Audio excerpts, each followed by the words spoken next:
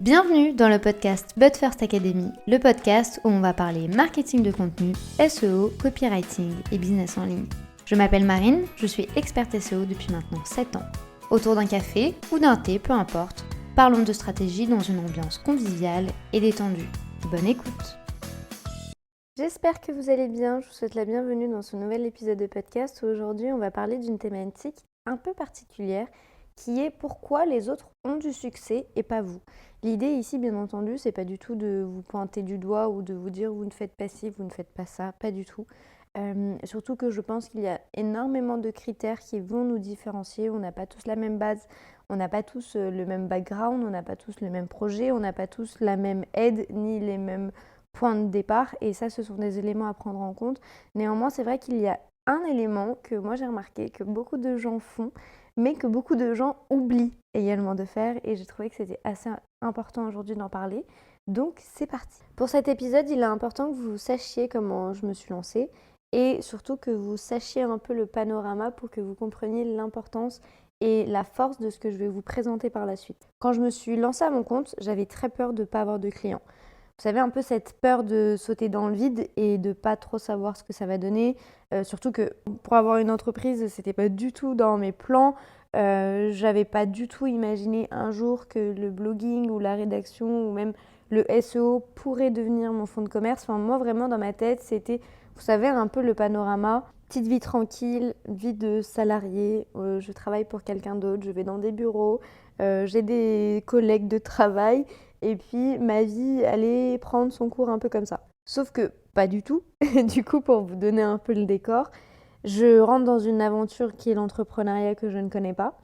Il y a 2 personnes inconnues qui me contactent pour de la rédaction à travers mon site internet, alors que ça faisait bien 4 ans que j'étais en train de rédiger du contenu sur différents sites internet, mais vraiment sur des thématiques que j'adorais et je le faisais par passion, mais jamais de la vie je pensais que ça allait être un jour mon travail. Et surtout, c'était un plan de carrière que j'avais littéralement pas imaginé une seule seconde. Et pourtant, je me lance dans l'aventure. Si vous êtes webpreneur, infopreneur, entrepreneur, vous savez de quoi je parle. Cette peur de ne pas réussir, mais cette envie à tout prix d'y aller parce que vous sentez quelque chose, vous sentez qu'il y a un truc à faire, vous sentez que vous avez envie absolument de tout donner. Et malgré qu'il y ait une énorme vibration, il y a toujours une peur, c'est de ne pas réussir à en vivre, de ne pas réussir à gagner de l'argent et c'est hyper dommage de réduire un projet au côté financier. Mais à l'époque, pour être honnête, c'était ma priorité. J'avais quitté Paris depuis pas très longtemps. J'ai essayé de construire tant bien que mal ma vie au Portugal et Dieu sait que c'est pas toujours évident de changer de pays comme ça tout seul. Et moi, je crois aux signes. Les 2 personnes qui m'avaient contactée à un moment clé de ma vie à travers mon site internet, elles ne sont pas arrivées par hasard. Le côté personnel, clairement, n'allait pas. On a vécu un drame familial, donc ça n'allait pas. Et alors que ça faisait tellement longtemps que je créais du contenu. Donc en fait, tout ça, je l'avais jamais imaginé. Je l'avais jamais envisagé même.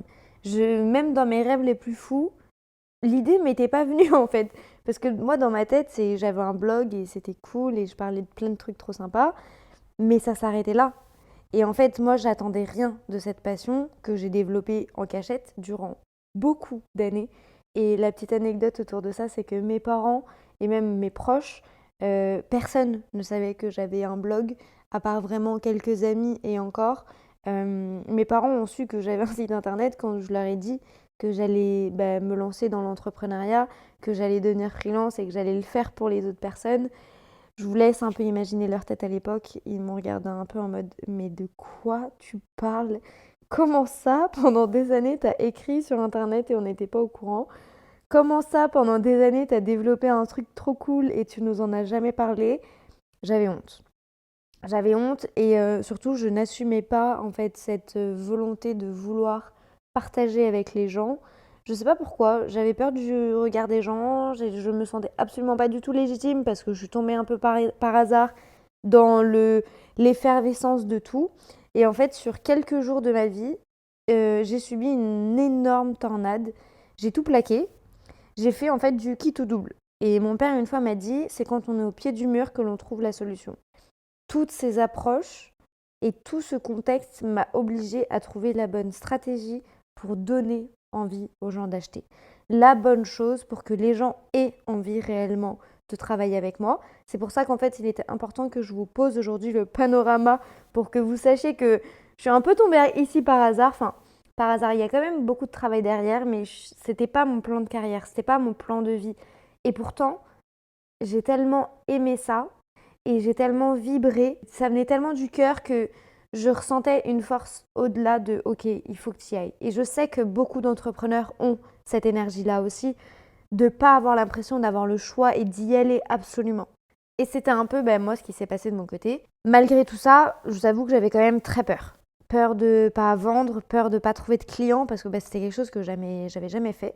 Et c'est pourquoi en fait aujourd'hui, j'avais très envie de vous parler d'émotions et de déclencheurs émotionnels qui aident réellement pour vendre et qui donnent envie aux clients de passer à l'action et qui donnent la motivation en fait.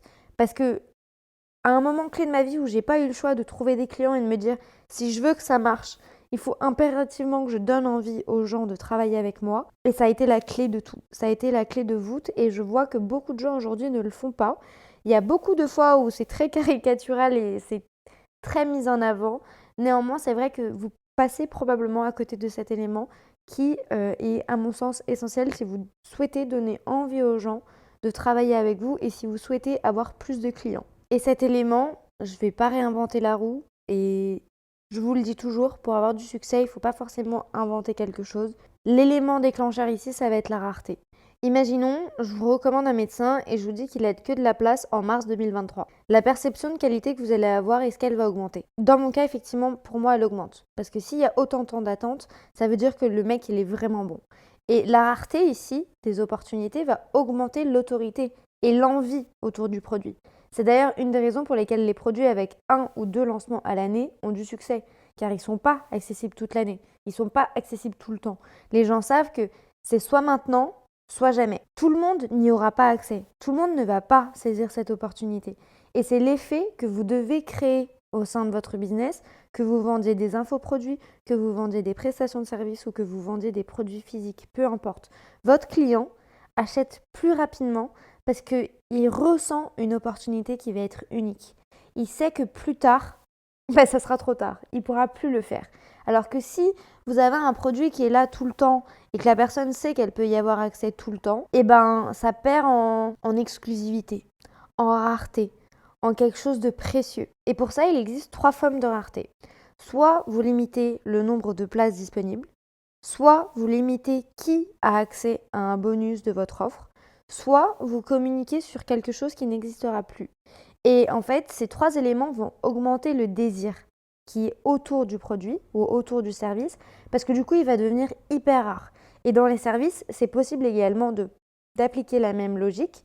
Par exemple, vous pouvez dire que vous acceptez que 5 clients par mois, ou cette semaine, vous allez accepter que 2 clients et vous allez les trier au volet. Donc là, comme ça montre qu'il y a vraiment une exclusivité. Tout le monde n'y aura pas accès. Et du coup, les clients potentiels doivent s'inscrire à une liste d'attente pour accéder à votre offre. Elle n'est pas accessible tout le temps. La deuxième technique serait de dire que vous allez accepter que quelques personnes sur 2 ou 3 jours. Toutes les entreprises ne peuvent pas fonctionner sur une liste d'attente, comme je vous l'évoquais juste avant, notamment les business avec un ticket qui va être moyen, voire faible. Du coup, la solution ici, ça va être d'ajouter un créneau ou une disponibilité, mais par contre de n'accepter qu'un nombre restreint de personnes. Chaque semaine, vous devez dire on va accompagner que 3-4 personnes. Et en fait, du coup, les envies d'être accompagné par vous vont augmenter parce que tout le monde n'aura pas accès à cette offre. Ça va devenir très exclusif. Et enfin, vous pouvez également fonctionner à travers de groupes. Par exemple, on va constituer que 3-4 groupes par an. Il y a également des classes de formation qui sont faites, de se dire dans cette formation, il n'y a que 20 places dans ce groupe-là pour vraiment accompagner au mieux les personnes. Ça donne réellement de la force en fait à votre formation ou à votre infoproduit. Malgré que je sais que quand on crée du coaching et quand on crée des formations, on a envie de donner accès à un maximum de monde. Néanmoins, si vous limitez les places, en fait, les gens vont avoir vraiment ce sentiment d'exclusivité, de faire partie d'un groupe réellement spécial et d'avoir été choisi exprès pour ça. Et le fait en fait d'être choisi juste pour ça, ça donne réellement une place particulière au client qui aujourd'hui a besoin de se sentir unique. Pour illustrer mon propos, j'avais très envie de vous donner les exemples des concerts. Pour vous partager une expérience personnelle, quand Coldplay est passé à Paris en 2022, quand ils ont fait le Stade de France, je voulais impérativement aller les voir parce que je me suis toujours dit, s'il y a un groupe à aller voir au moins une fois dans une vie, c'est Coldplay. Sauf que quand ils sont passés à Paris, moi, je ne pouvais pas être sur place et du coup, impossible d'y aller. Et je souhaitais impérativement qu'ils passent ou au Portugal ou en Espagne. Pour ceux qui ne le savent pas, moi j'habite au Portugal, j'ai quitté Paris il y a bien quelques temps maintenant. Je vois que finalement ils vont aller au Brésil, etc. Mais que leur tournée en Europe va s'arrêter là. Et quelques jours plus tard, ou quelques semaines même, ils annoncent 2 dates de concert au Portugal. Après 10 ans sans venir par ici, tout le monde les attendait de pied ferme.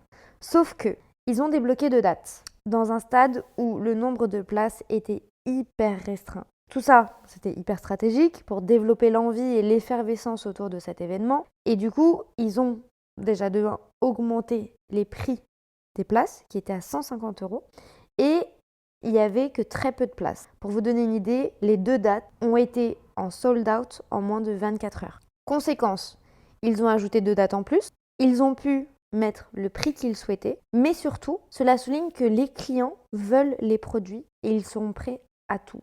Et je vais vous dire pourquoi. Généralement, on pense que notre produit est trop cher ou on n'est pas très aligné avec le prix ou les gens vous disent oui, mais tu sais, ton produit est trop cher. Si les gens vous disent ça, ça veut dire que ce n'est pas des bons clients pour vous. Parce que quand on sait que le salaire moyen au Portugal est de 700 €, et c'est la réalité des choses, après, bien entendu, c'est en équilibre avec le style de vie et l'économie du pays. Néanmoins, sachez que le salaire moyen au Portugal est de 700 €. Et en ce moment, c'est vrai qu'on entend tous les jours un discours à rallonge sur la crise, sur les difficultés économiques.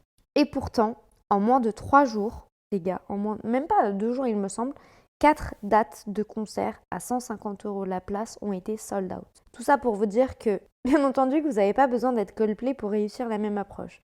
Mais vous devez faire la différence au niveau de votre proposition de valeur, au niveau de votre contenu et au niveau de l'exclusivité de ce que vous souhaitez proposer. Et pour aller encore plus loin dans cette exclusivité, sachez que si la rareté conditionne la quantité, l'urgence conditionne le temps. Et le maître de cette approche, c'est Booking. Vous devez jouer sur la rareté, mais également sur l'urgence. Imaginons, vous allez réserver un voyage sur Booking. Avant de procéder au paiement, il y a toujours des messages d'alerte concernant la quantité. Il va y avoir un chronomètre de 5 minutes qui vous met grave la pression. Et même si aujourd'hui c'est une technique et une approche que les gens connaissent, il est important que vous puissiez l'utiliser et la tester auprès de votre cible. Il y a toujours cette peur enfouie qui se dit « je vais passer à côté de quelque chose ». Et même si vous savez que le chrono y est juste pour mettre un peu de pression autour de la vente, pour donner encore plus envie d'acheter, ça fonctionne quand même. Et cette urgence fonctionne puisqu'elle diminue le nombre d'abandons de panier et du coup ça permet d'avoir plus de clients et ça va vous permettre d'augmenter votre facturation. Pour que cela fonctionne, vous devez prendre le temps d'étudier et de créer votre offre. C'est ici le seul élément en fait le plus important réellement de votre processus de vente, c'est de savoir pour qui vous allez créer cette offre, pourquoi vous allez créer cette offre et comment vous souhaitez la valoriser, comment vous souhaitez la rendre exclusive. Parce que c'est ça qui va faire la différence. Vous n'avez pas besoin de réinventer la roue, et je le dis plusieurs fois, on n'a pas besoin d'inventer l'eau chaude ou d'inventer l'électricité pour avoir du succès. Aujourd'hui, vous allez forcément avoir des concurrents, vous allez forcément avoir des gens qui vont partager la même chose que vous. Donc, pour être différent et pour vous mettre en avant, vous allez devoir faire preuve de stratégie. Et la stratégie ici, ça va être de faire sentir aux gens qu'ils sont exclusifs, que votre offre, elle est unique. Pour passer à l'action dès maintenant, réfléchissez aux problèmes des gens que vous souhaitez toucher et n'hésitez pas à lire des études et des informations sur la question. Faites une liste des idées pour ajouter de la rareté à votre offre, comment vous allez pouvoir faire pour rendre tout ce que vous allez proposer exclusif, ajouter de l'urgence également, créer un nom à votre offre et imaginez du contenu qui va être adapté autour de votre promesse. Tous ces éléments, bien entendu, mettent en lumière le copywriting et c'est comme ça que moi je suis tombée dans cette technique d'influence et dans cette technique de persuasion et pour donner réellement envie d'acheter et comment vous mettre en avant. Si vous souhaitez également passer à l'action tout de suite, sachez qu'il y a une roadmap gratuite juste en dessous de cet épisode Vous pouvez également la retrouver dans budfirstacademy.com/roadmap-bfa. Ce sont 6 étapes gratuites pour poser les bases pour votre contenu, pour poser les bases pour votre offre et pour réellement découvrir comment séduire votre client idéal. Si cet épisode de podcast vous a plu, n'hésitez pas à le partager, à vous abonner ou à laisser une note, quelle que soit votre plateforme d'écoute. Je vous souhaite une très bonne journée ou une très bonne soirée en fonction du moment où vous écoutez cet épisode. À très vite!